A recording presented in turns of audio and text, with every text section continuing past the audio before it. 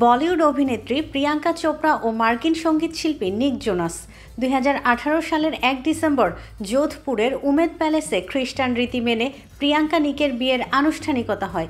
পরের দিন হিন্দু রীতিতে বিয়ের আনুষ্ঠানিকতা সারেন এই জুটি। বিয়ের পর পাওয়ার কাপল হিসেবে খ্যাতি ছড়িয়েছেন। একাধিকবার ভারতে এসেছেন প্রিয়াঙ্কার স্বামী নিক জোনাস। প্রিয়াঙ্কাকে বিয়ে করার পর ভারতের জিজু অর্থাৎ দুলাভাই হিসেবে পরিচিত নিক জোনাস কয়েকদিন আগে জিমি ফ্যালনকে সাক্ষাৎকার দিয়েছেন নিক। এই আলাপচারিতায় নিকের সঙ্গে যুক্ত হওয়া জিজু শব্দটি টেনে আনেন সঞ্চালক। এ বিষয়ে দেশি গার্ল প্রিয়াঙ্কার স্বামী নিক জোনাস বলেন, প্রিয়াঙ্কা চোপড়াকে বিয়ে করার পর #জিজু শুরু হয়েছিল। নিক ছিলেন ন্যাশনাল জিজু অর্থাৎ জাতীয় দুলাভাই। জিজু মানে হলো বড় বোনের স্বামী। 2017 সালে মেট গালার লাল গালিচায় একসঙ্গে হাজির হন প্রিয়াঙ্কা ও নিক জোনাস। এরপর তাদের প্রেমের গুঞ্জন চাউর হয়। পরবর্তীতে বিবাহ বন্ধনে আবদ্ধ হন এই জুটি।